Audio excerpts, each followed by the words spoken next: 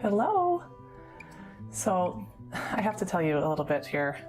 I have done 4 videos, all of which did not work. I have a new camera that I got for Christmas that I'm really excited about to do these videos with you, but I'm still figuring out all the kinks on just feeling like I have a lot to learn. So anyway, this is May out of the 12-month calendar that I have prepared for you on the website, lilyandthistle.com. The patterns are all there. I'll show you the ones that I've already done. Unfortunately, I won't be able to show you the videos of those, but we've got January, and then February, and then March, cute little hummingbird, and then a bullfinch for April. And so, like I said before, all of the patterns for these are on the website. They look like this. So you can just print them off and then trace your bird and your calendar. And then we're gonna be watercoloring those together. So hopefully that made sense. Let's go ahead and get started on this guy. So I wanted to try and do birds that you can usually find in your backyard in different parts of the country. So this guy, he's the eastern bluebird. So hope maybe you've seen him in your backyard. Let me just kind of show you where I get my inspiration. I've got these bird cards that I got from a nature center. And then I also love this book. It's a field guide for birds. I found a lot of the birds that I'm doing in there. Just great pictures, great inspiration to find those birds. And then I also love Pinterest. So I'll show you. You can see, hopefully you can see that. There's this little eastern bluebird. So he's who we're going to be painting today. So I've got him all traced with my blue pencil. I like to use blue pencil because I can usually paint and it hides a lot of the markings as I'm painting. And then it's easy to erase whatever's left over. So that's what I do. You can just use a regular pencil, just do it lightly so that it's not going to muddy up your colors. Okay, so let me just go over supplies really fast. I'm using a number 3, what's this called? Round tipped paintbrush, and it's a pretty cheap one. I found that this works just fine. I got it at Hobby Lobby. I think it's just their brand, Master's Touch.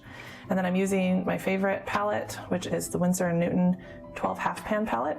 It's a very basic palette. You can get it most anywhere. It's got just enough colors that you can mix and match and do all kinds of great things with. And it's a really good quality set to start out with. And then what I do, when I get my set, I just go through and I just paint a little bit on each color. I write down the names because the names are some of them are kind of crazy. Like this one, still trying to figure out how to pronounce that one. I call it phyllo blue, but I'm probably saying it wrong. Anyway, it just helps me to know how it looks when it's got lots of paint, and then with water you can just kind of see the gradation of color. So that's really handy, something I definitely suggest that you do. And then I've got my big huge glass of water. I use a quart jar, so I've got lots of water in there. For my pens, for this part I use this Tombow pen. It's the WS-BH150 calligraphy pen, and it's great. It just gives you a nice calligraphy line. It's a small tip, really great. And then my trusty Sharpie No Bleed, which I use all the time. I love this pen because it's got a great tip on it. It's just a typical Sharpie tip, but it also is waterproof, so it's great with watercolor.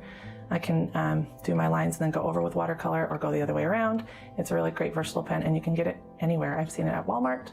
I've seen it at Hobby Lobby. It's all over. So highly suggest this pen. And then I'm also going to be using this Micron pen because I really like the tip on this. It's a really skinny tip. It's the 005 tip that I will be using at some point in this. It's not waterproof. Well, it is, but it's just not as waterproof. Like, it does kind of bleed a little bit. So, but it's archival ink, so it lasts. It's good stuff. Okay, I think that's everything. So let's get started. So I'm going to do, for my background, on all of these other ones, I did a nice blue background, like a blue sky. But because this guy is a blue bird, I've decided that I'm going to do a green background, kind of like my inspiration photo. See how it's green all the way around that bird, and then he kind of pops out. So that's what I'm going to do this time. So I'm going to use a sage green, which is this guy right here. And I'm just going to lightly, it's mostly water, I'm going to lightly just put a nice wash on this. Just kind of doing a swirly motion with lots and lots of water. I'm not afraid of too much water because it's just the background. It's going to be light and airy.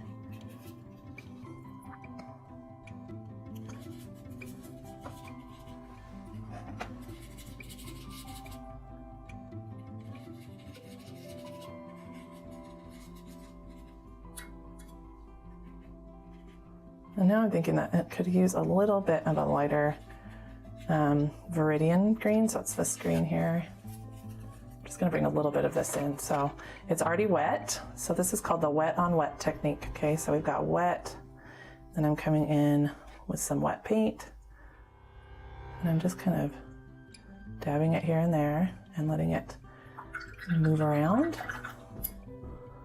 I'm just going to come in.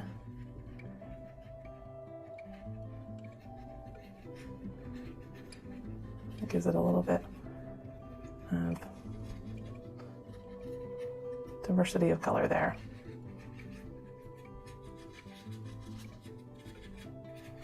Again, I'm not worrying too much about this because, like I said before, it's just in the background. Okay.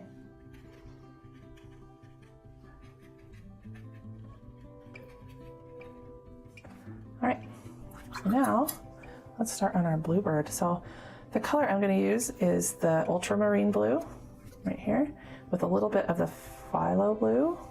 Again, don't know if I'm saying that right. So I'm going to mix those two.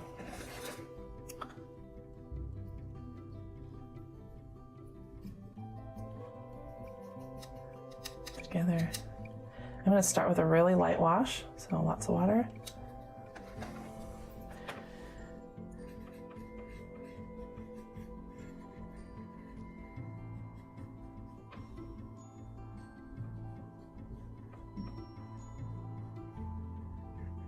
Okay, and his head is blue.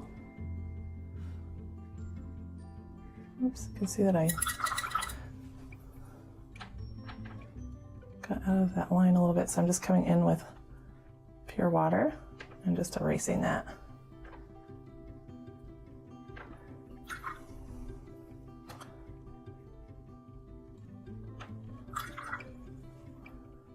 And I'm just drying off my brush and lifting the color off. That makes sense. Okay.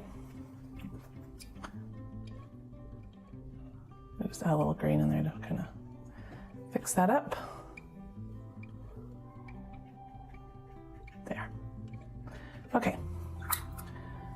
So let's keep going with our blue.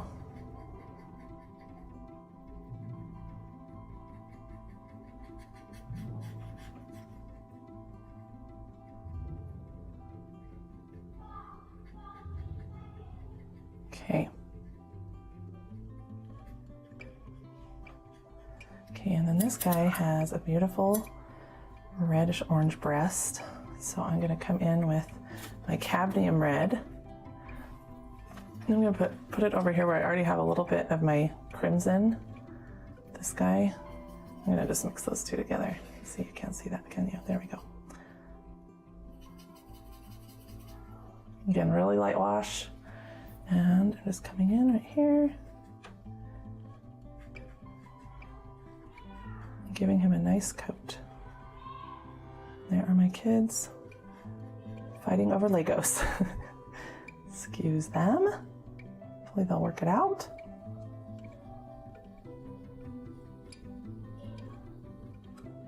Okay. Leaving a little bit of that white because my reference photo, that's what it looks like. Of course, you can do whatever you want. You can be as creative as you want, but I'm just using that as my reference guide, so that's what I'm doing. And then we'll come in with some nice cadmium yellow, which is right here. I'm just gonna do his legs. Notice how I'm staying in the lines, but I don't care if it goes a little bit out of the lines because it's a nice loose look. It's the look I'm going for. Okay. And then we'll just do some darker. Actually, I'm gonna do some burnt sienna. It's this one right here. It's a lighter brown with an orange tone to it. So I'm gonna start with that for the branches that are coming up around him. Okay. So I'm just coming in, getting some nice brown branches in there, and then I'm just gonna kind of come under him here. He's standing on a piece of wood.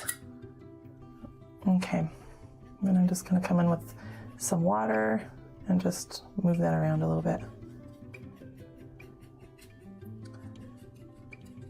Okay, and then I'm gonna use that same cadmium red with a little bit of the alizarin crimson for the flowers, and I'm just gonna kind of make them darker at the tip or at the heart of the flower, and then we'll just come out with water. I'll show you how that looks. Oops, almost forgot that one. Then just bring in some water.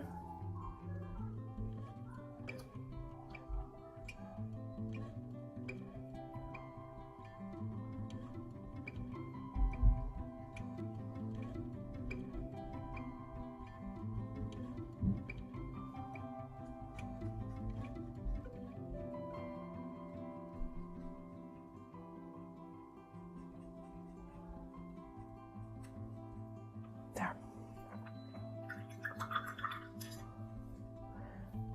Then I'm going to bring a little bit of green in, just because I need some green.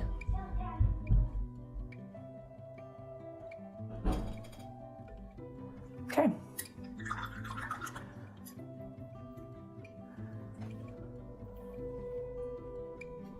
Okay, we'll just let that dry for a few minutes, not even a few minutes, a few seconds. We can just start. I'm going to a little bit of too much white right here, so I'm just going to bring that in really quickly.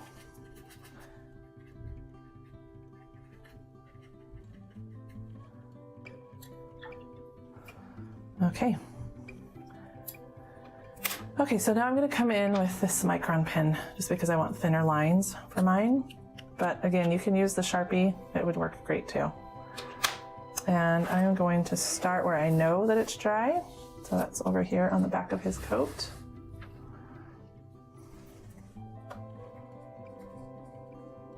And you don't have to come in with your black lines. Like if you just like that look of just pure watercolor without any lines, that is totally fine too. I'm gonna look at my pattern here to just kind of help me remember where the lines, like especially in my blue area where the lines are supposed to, or where I put the lines in the first place. So where the lines are supposed to go for mine. Because I've lost a little bit of that line work since I used a blue pencil.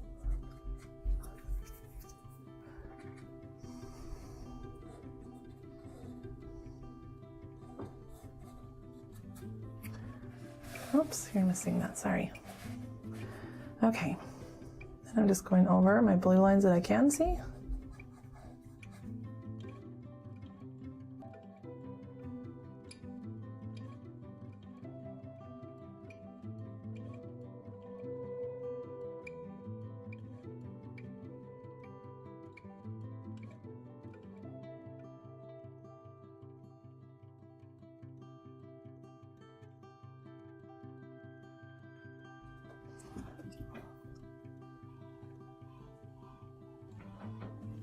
So for me, I like to see how the lines, they just define the picture, and they really bring out the colors in the picture. So there you go. That is the May Eastern Bluebird. Let me know if you have any questions.